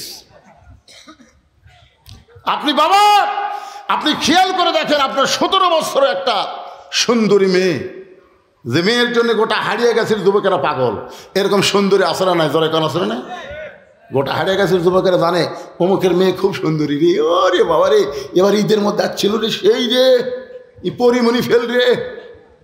আপনি বলেন আপনার মেয়েকে গ্রামের ছেলেরা দেখে পরিমণি খায়, আর আপনি হাদি সাহেব আপনি 5 ওয়াক্ত নামাজ পড়ে আপনি জান্নাতে যাবেন? জান্নাতকে মামা বাড়ি পাশে। আপনার মেয়েকে, যুবতী মেয়েকে, 16-17 বছর মেয়েকে গোটা পাড়ার একটা যুবকও দেখা চলবে না, জোরে কোন কথা ঠিক কিনা? যুবকেরা যেন দেখবার না পায় সেই ব্যবস্থা আপনাকে করা লাগবে। আল্লাহ রাসূল ফাতেমার সামনে দাঁড়িয়ে বললেন, ফাতেমা, তোমার বাবা নবী বলে আল্লাহ তোমাকে জান্নাত দিবে এইটা কখনো মনে করবা না। তোমার বাবা বিশ্ব নবী বলে আল্লাহ তোমাকে জান্নাত দিবে এইটা কখনো মনে করবা না। জান্নাতে যদি যাবার চাও ফাতেমা, জান্নাতের আমল করে জান্নাতে যেতে হবে। কে বলতেছে? কথা কয় না, কে বলতেছে? আল্লাহর নবী তার মেয়েকে বলতেছে। ফাতেমা চোখের পানি বের করে বলে, বাবা এতদিন মনে করতাম আমার বাবা বিশ্ব নবী আল্লাহ আমাকে জান্নাত দিবে। রাসূল বলে, ফাতেমা এটা কখনো মনে করবা না, জান্নাতে যেতে গেলে তোমাকে আমল করা লাগবে। ফাতেমা বলে, বাবা কি আমল করব যে আমল করার কারণে আল্লাহ আমাকে জান্নাত দিবে? রাসূল বললেন, মাত্র 4টি আমল করবে মা, 4টা আমল করলে আল্লাহ তোমার জন্য 8টা জান্নাতের দরজা খুলে দিবে। এ মায়েরা, যারা পর্দার অন্তর আছেন একটু মনোযোগ দিয়ে শোনেন। 1 নম্বর আমল হলো 5 ওয়াক্ত নামাজ। মেয়েরা হয়তো মসজিদে 5 ওয়াক্ত নামাজ পড়তে পারবে না, যখন মসজিদে নামাজের আজান দেয় ওই আজান দেওয়ার পরপরই ওয়াক্তের মধ্যেই যদি নামাজ পড়ে, রাসূল বলেছেন পুরুষেরা মসজিদে নামাজ পড়ে যে সওয়াব পাবে, মেয়েরা বাড়িতে নামাজ পড়লে একই সমান সওয়াব আল্লাহ দিয়ে দিবে। তবে ওয়াক্তের মধ্যে পড়তে হয়। মেয়েরা দেখ কিন্তু নামাজের দিক দিয়ে একটু অলস, একেবারে কথা কন না। আপনার বাড়ির বৌমা নাই, বুঝতে পারছেন না? না হলেও 100 মেয়ে আমার মোবাইল করতে, হুজুর সাওয়ালের রোজা যে 6টা রোজা, এটা কি এই মাসেই করা লাগবে না অন্য মাসে করলে চলবে? তা আমি বলছি মা এই মাসে। একটা মরদ আমাকে আজ পর্যন্ত মোবাইল করেন, হুজুর এই যে 6টা রোজা, দেখবেন মরদেরা কিন্তু এই 6 রোজাত নাই, কিন্তু মেয়েরা শতকরা 100 জনে এই 6 রোজা করতেছে। রোজার দিক দিয়ে 1 নম্বর, কিন্তু নামাজের ব্যাপারে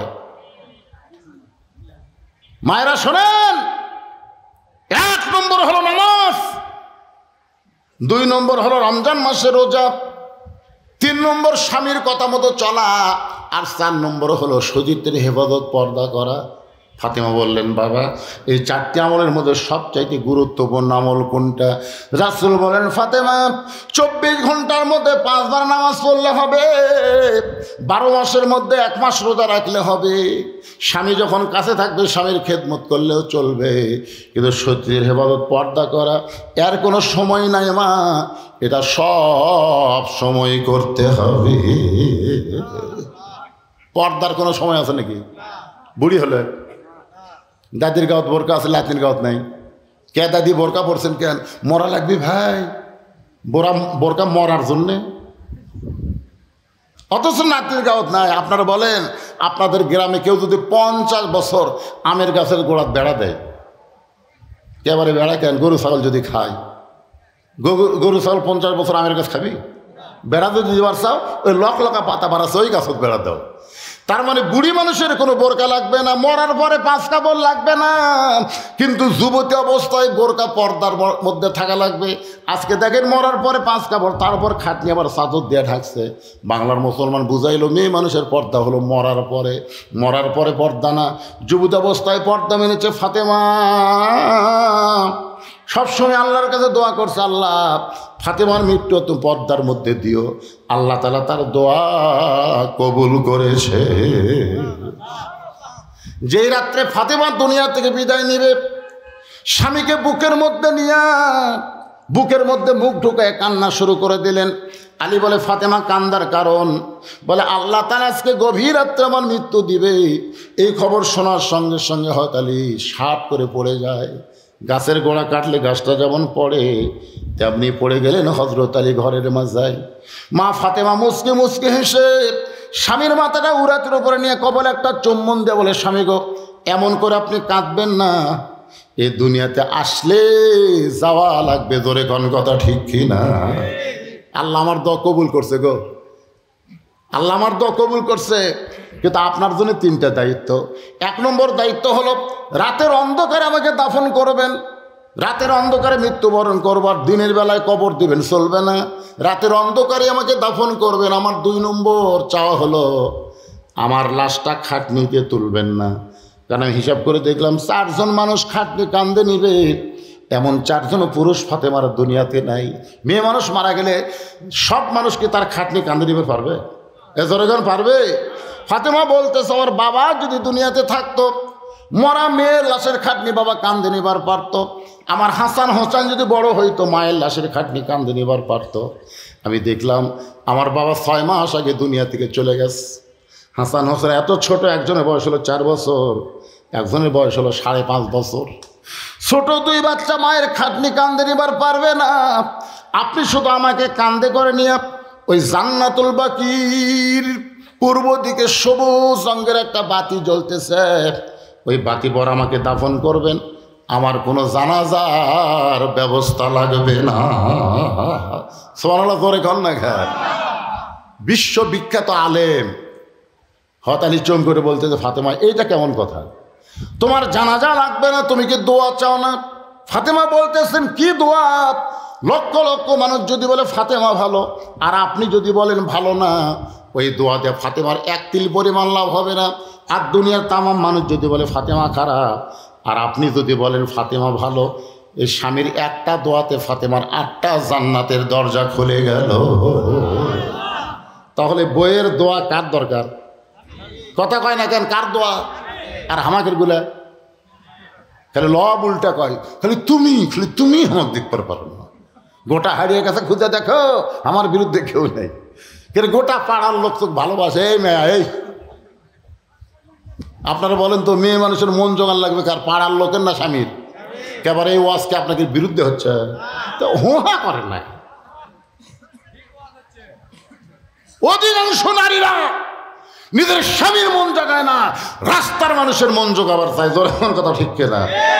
দুনিয়ার সমস্ত ফাতেমা বলতেছে, দুনিয়ার সমস্ত মানুষ যদি বলে ফাতেমা ভালো, আর আপনি যদি বলেন খারাপ, ফাতেমার 1 তিল পরিমাণ লাভ হবে না। আর দুনিয়ার সব মানুষ যদি বলে ফাতেমা খারাপ, আর আপনি যদি বলেন ভালো, স্বামীর একটা কথায় ফাতেমার জন্যে 8টা জান্নাতের দরজা আল্লাহ খুলে দিল। গভীর রাত্রে হযরত আলী ফাতেমাকে দাফন করার পরে আল্লাহর কাছে দোয়া করতেছে, আল্লাহ ফাতেমার পর্দাকে তুমি কবুল করে নাও, ফাতেমার পর্দাকে কবুল করে নাও। এই দোয়া করার সাথে সাথে আলী তাকায় দেখে সামনে কয়েকটা পুরাতন কবর দেখা যায়। এইমাত্র ফাতেমার কবর দিছে, সে নতুন কবর আর নাই। এতগুলো পুরাতন কবর, তাহলে ফাতেমার কবর গেল কোন জায়গায়? গোটা জান্নাতুল বাকি হযরত আলী দৌড়ায় আর কান্দে, ফাতেমার কবর এখনই কবর দিলাম, সেই নতুন কবর কোথায় রে? কে যেন গায়েব থেকে বলে, আলী ফাতেমা পর্দা নিশি, আমি আল্লাহ জহুরা ডিগ্রি দিয়া ফাতেমার কবরটাকে কিয়ামত পর্যন্ত পর্দা করে দিয়েছি। মায়েরা রে, ও মা, পর্দার অন্তরাল থেকে যারা ওয়াজ শুনতেছেন, আপনাদের একমাত্র আমলকে খুব খেয়াল করবেন। মা যতই নামাজ পড়েন, রোজা করেন, স্বামীর খেদমত করেন, পর্দা যদি না মানেন, একটা আমলও আল্লাহ কবুল করবে না। আপনারা বলেন তো, ওমর ফারুক তার সন্তানকে ভালো বেশি বাসে না কম বাসে? কথা কয় না। তাহলে জল্লাদ আসতে মারতেছে। হ্যাঁ, আজকে প্রকৃত বাবা যারা, ওমর চিন্তা করতেছে দুনিয়ায় মদ খায়া আমার সন্তান যে অপরাধ করেছে, আল্লাহর আইন দর্রা মাইরা সে অপরাধ থেকে আল্লাহ তাকে মাফ করে দিবে। ধরে কোন কথা ঠিক কিনা? আর জল্লাদ যে হারে মারতেছে, এরকম 800টাও মারে, একটা আল্লাহ মাফ করবে না। এই জল্লাদের কাছ থেকে চাবুক টাকা এনে নিয়ে নিজেই চাবুক মারা শুরু করলেন। জল্লাদ 2টা মারছে, ওমর ফারুক 3 বলা লাগবে। ওমর ফারুক 2 থেকে গণনা শুরু করলেন। সমস্ত সাহাবীরা বললেন, আমির আল মুমিনিন, জল্লাদ দুটো চাবুক মারছে, আপনি 3 থেকে গণনা শুরু করেন। ওমর ফারুক বললেন, জল্লাদের 2 বাড়ি আমার 1 বাড়ির সমান। সবাই চুম করছে, ওরে বাবা রে, 2 বাড়ি যদি 1 বাড়ি সমান হয় তাহলে কি বাড়ি? মারতে মারতে 30টা চাবুক যেই মারছে, আবু শামা বেহুশ হয়ে পড়ে গেছে। ওমর ফারুক চেয়ারে বসে বললেন, 1 গিলাস পানি দাও, একটু পানি দরকার। সাহাবেরা দৌড়ে গিয়া 1 গিলাস পানি দেয়। মনে করছে বেহুশ সন্তানকে ওমর ফারুক পানি পান করাবে, কিন্তু সন্তানকে পানি পান না করায় নিজেই পানি পান করলেন। পানি পান করে বললেন, একে দৌড়া মারতে মারতে আমি ক্লান্ত হয়ে গেছি, আর ক্লান্ত অবস্থায় দৌড়া মারলে কার্যকর হবে না, এই জন্য পানি পান করে একটু সতেজ হলাম। সামান্য গিলাসের নিচে পানি ছিল, ওই পানিটা আবু শামার চেহারার মধ্যে ছিটাই দিল। যেই ছিটাই দিয়েছে, আবু শামা হুঁশ ফেরার সঙ্গে সঙ্গে ওমর ফারুক আবার চাবুক মারা শুরু করলেন। 50টা চাবুক মারার সাথে সাথে সাহাবীরা সবাই কান্না দিয়ে বললেন, ইয়া আমিরুল মুমিনিন, আর মারবেন না, আর মারবেন না, আপনার আবু শামা মারা গেছে। মানে আল্লাহর খেয়ালে দৌড়া মারতে গিয়া নিজের সন্তান যে মারা গেছে এদিকে খেয়ালই নেই। খেয়াল করতেছে কার? কথা কন না ভাই, খেয়াল করতেছে কার? আপনাদের খেয়াল কোন দিকে? আল্লাহর দিকে।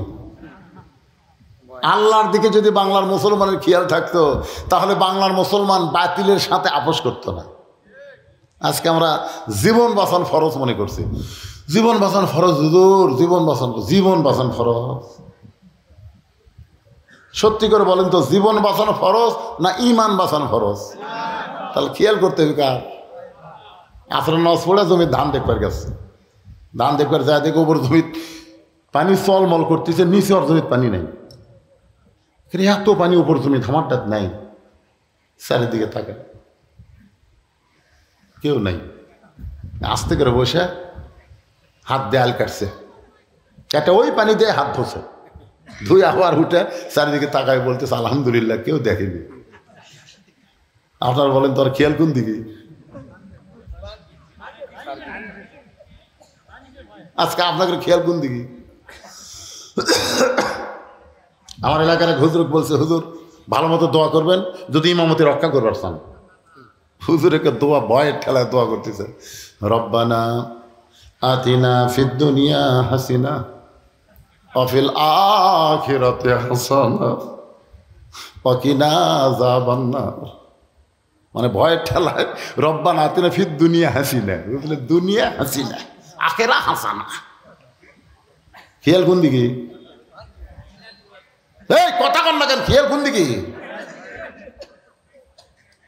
কোরআনের মাহফিলে বসেছেন, অন্য খেয়ালে কাম করবেন।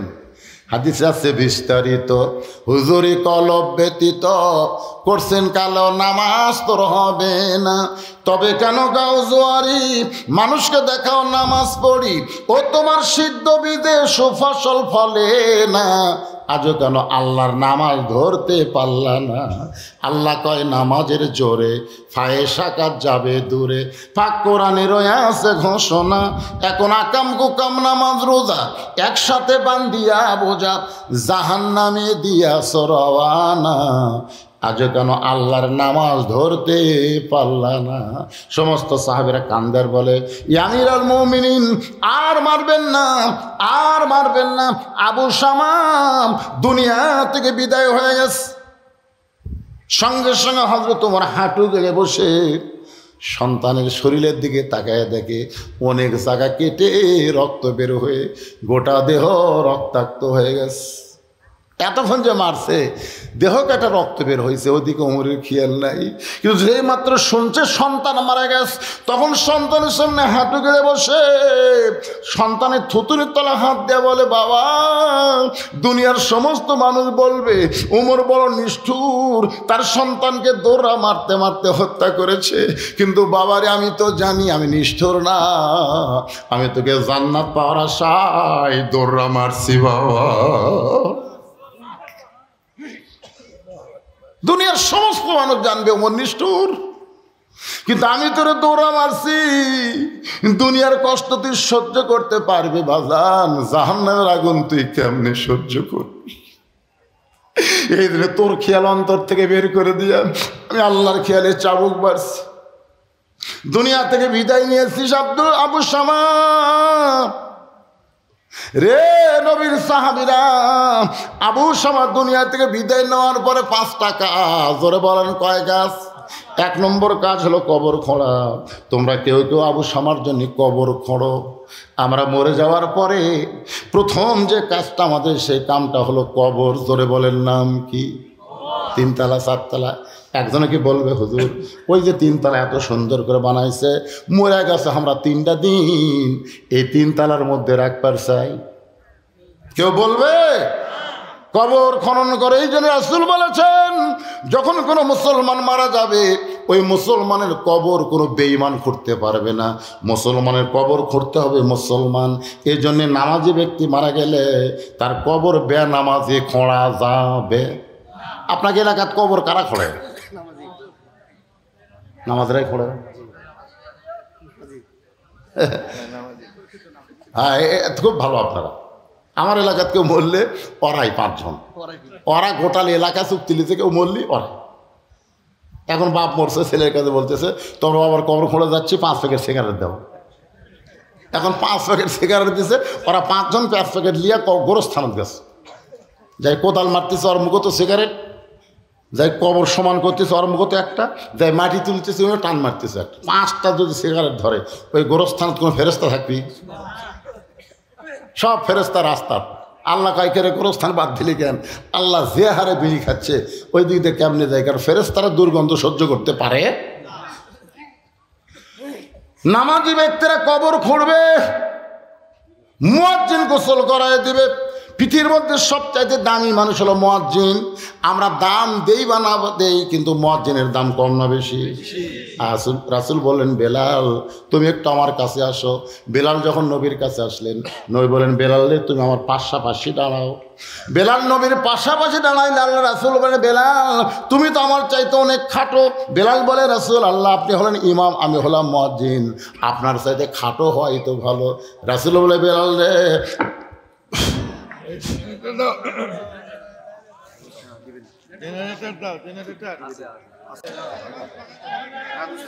মুসল্লি ভাইরা বসেন, জেনারেটর চালু হবে, এখনই জেনারেটর চালু হবে, বসেন।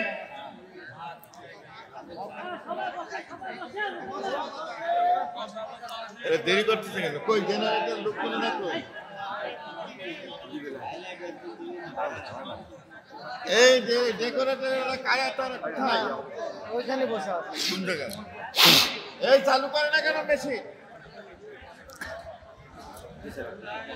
মানুষকে বিরক্ত করতেছে দেখি। এত রাত্রে কারেন্ট যায় রে?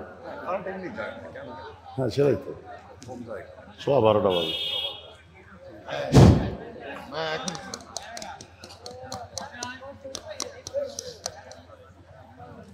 Cancel this.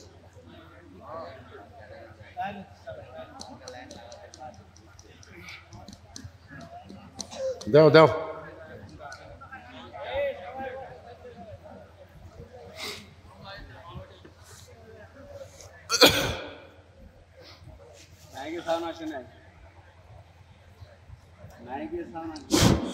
লা ইলাহা ইল্লাল্লাহ, লা ইলাহা, লা ইলাহা ইল্লাল্লাহ মুহাম্মাদুর রাসূলুল্লাহ।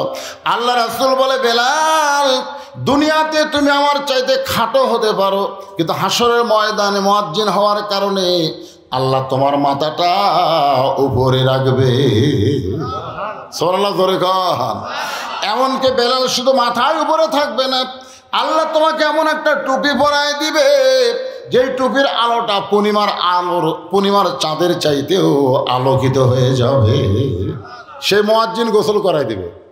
আপনার জ্ঞাতি গোষ্ঠীর মধ্যে যদি আলেম না থাকে, এলাকার পরহেজগার একজন আলেমকে নিয়ে আপনার জানাজা হবে। এরকম নিয়ত করার দরকার আছে না? যেরকম আছে না, সবচেয়ে ভালো নিয়ত হলো নিজের সন্তান বাবার জানাজা করতে পারলে খুব ভালো। আপনাদের এরকম সন্তান গড়ে তুলছেন যে বাবা মারা গেলে বাবার জানাজার সন্তান করবে?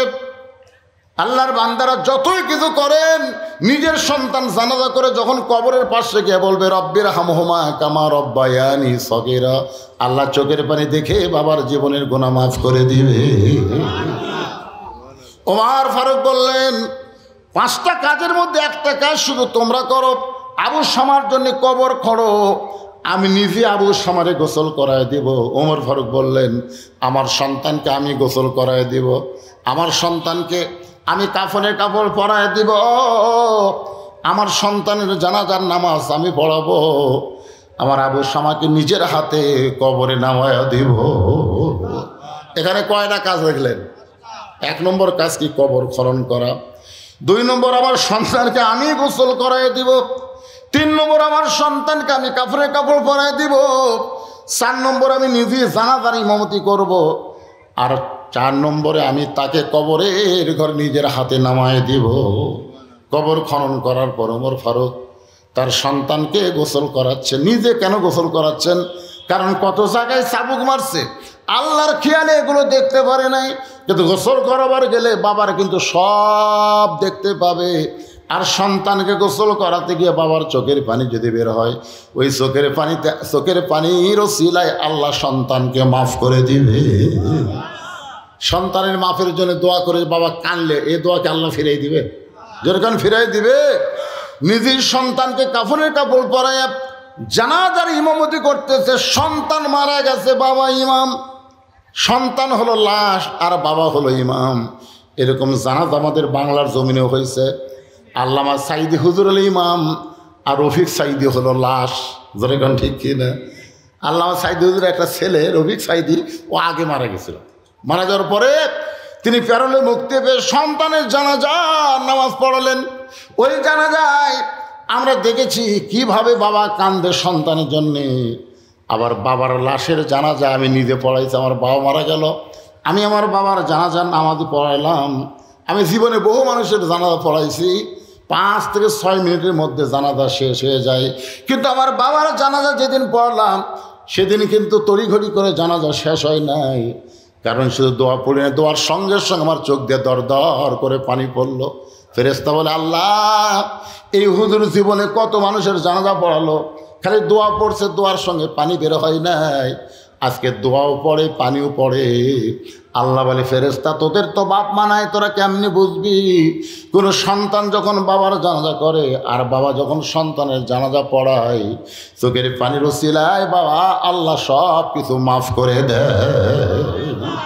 ওমর ফারুক নিজের সন্তানকে কবরের ঘরে নামায় দিলেন। কবরে মাটি দেওয়ার পরে দাফন হয়ে গেল। দাফন হওয়ার পরে সবাই যখন চলে গেছে, ওমর ফারুক যায় নাই, বরং কোমর থেকে চাবুক বের করে ওই কবরের উপরে আরও 30টা চাবুক মারলেন। 50টা মাতৃ সন্তান মারা গেছে, তাই বলে বাকি 30টা মারবে না তা কিন্তু না। 30টা চাবুক কবর মারার পর ওমর ফারুক চোখের পানি নিয়ে বললেন, আল্লাহ মদ পান করার শাস্তি হিসাবে আমি বাবা যে শাস্তি দিয়েছি, আমার সন্তান কবরে যাওয়ার পরও বাকি 30টা চাবুক মেরে আমার সন্তানের জন্য তোমার কাছে মাফ চাই। এমন একটা বিচার যদি বাংলাদেশে কেউ দেখাবার পারত, তাহলে বাংলাদেশের কোনো যুবক মদ পান করা তো দূরের কথা, মদের শব্দ মুখে আনতো না। জোরে কোন কথা কন না? হ্যাঁ, আমাদের যুব শক্তি নষ্ট হওয়ার পিছনে বিশাল একটা কারণ হলো এই নিশা, এই ইয়াবা, এই বাবা, এই ফেন্সিডিল। যেরকম কথা ঠিক কিনা? এর চাইতে বড় নিশায় মোবাইলে আসক্তি, ফ্রি ফায়ার, পাবজি গেম খেলা, ফেসবুক চালান, টিকটক, এগুলো সব নিশা। আমাদের যুবক শক্তি যেন নষ্ট হয়, এই জন্যে নানা ধরনের পায়ে তারা চলতেছে। যেরকম কথা ঠিক কিনা? আমরা বুড়ে বুড়ে ভালো হয়ে লাভ আছে ভাই। একটা লোক সারা জীবনে ঘুষ খাচ্ছে, ঘুষের চাকরি করছে সারা জীবন, চাকরি রিটায়ার করার পরে আল্লাহর কাছে কাঁদতেছে, আল্লাহ আজ থেকে আমার ঘুষ খাবো না, আল্লাহ তোমার কাছে তওবা করতেছে, আমি আর জীবনে ঘুষ খাবো না। আপনারা বলেন তো, আর চাকরি আছে? যতদিন চাকরি ছিল ততদিন তওবা করেনি। যে চাকরি নাই তখন ঘুষ খাবি না তওবা করতেছে। বুড়া হয়ে গেছে, থুতরে বুড়ে, ওই আল্লাহর কাছে বলতেছে, আল্লাহ আমি আর চুরি করবো না, আল্লাহ আমি আর চুরি করবো না। আল্লাহ কাছে চুরি করে পারবো? যখন চুরি করে আর পারতেছিলি তখন তুই তৌবা করিস। তৌবা শব্দটা তোলো ফিরে আসা। তৌবা মানে কি? ফিরে আসা। যখন চামড়া ঢিল তখন আল্লাহর সাথে মিল দিয়ে তো কাম হবে না। তো যে যুবকের আজকের জান্নাতের বাগান লাগাইছে তাদেরকে আমি বলি তোমরা ফিরে আসো বাবা। খালি জুমার দিনে নামাজ পড়লে হবে না, 5 ওয়াক্ত নামাজ আদায় করা লাগবে। জোরে কোন কথা ঠিক? যে সমস্ত মা বোনেরা বেপর্দা আছেন আমি তাদেরকে বলবো ফিরে আসেন মা, ফিরে আসেন। আমি মায়েদেরকে পা ধরে অনুরোধ করতেছি, মা 400 বছরের পুরাতন বাবরি মসজিদ ভারত ভাঙ্গে ওই জায়গায় রাম মন্দির বানালো। ভারতে কি মন্দির বানানোর জায়গা নাই? আপনার কোনো জায়গা আছে না? নাই। তাহলে মসজিদের জায়গায় মন্দির বানায় ভারত প্রমাণ করে দিল আমরা আর যাই হোক মুসলমানের শত্রু। মুসলমানের কি শত্রু? সে ভারতের চ্যানেল স্টার জলসা, জি বাংলা, বাংলাদেশ চলে। যেই ভারত মসজিদ ভাঙ্গা মন্দির বানাচ্ছে মা, সে ভারতের কোনো চ্যানেল বাংলার মুসলমানের ঘরে চলতে দেওয়া যায় না। জোরে কোন কথা ঠিক? কথা কন না কেন? আজকে ওই চ্যানেলগুলো চলার কারণে আমরা মুসলমান ঈশান নামাজের বাড়ি যাই, ফেরেশতা কিন্তু ঘুরতেছে। এটা মুসলমানের পাড়া, হারিয়ে গেছে কি পাড়া? মুসলমান পাড়া। ফেরেশতা আল্লাহ মুসলমান পাড়া ঢুকলাম, কিন্তু প্রত্যেকটা ঘরের মধ্যে থেকে পূজার বাদ্য হরি হরি হরি হরি। তো মুসলমানের ঘরের মধ্যে পূজার বাদ্য কেন? আল্লাহ বলতেছে ওই যে ভারতের স্টার জলসা, জি বাংলা, এই মেয়াগুলা দেখার কারণে আবার কি হলো, ওই পূজার অটোমেটিক হয় নাকি? কারেন্ট হলে অটোমেটিক হয়? আলহামদুলিল্লাহ। কারেন্ট যে কেন গেল, কেন এলো বুঝলাম না। না না, যখন কারেন্ট গেছে তখন বাজে 12তে গেছে, এখন বাজতেছে 12:25। তো মনে করেন এই সামান্য সময়ের জন্য যায় কি হলো?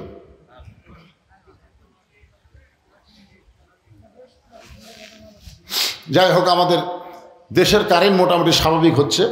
কিছুদিন আগে তো সেই পাওয়া গেছে, রমজান মাসে কি অবস্থা, সেই হিসেবে কারেন্ট নেই, ইফতার হিসেবে কারেন্ট নেই, তারাবির কেবল 8 রাকাত হইতি, ওরে বাবা কারেন্ট নেই।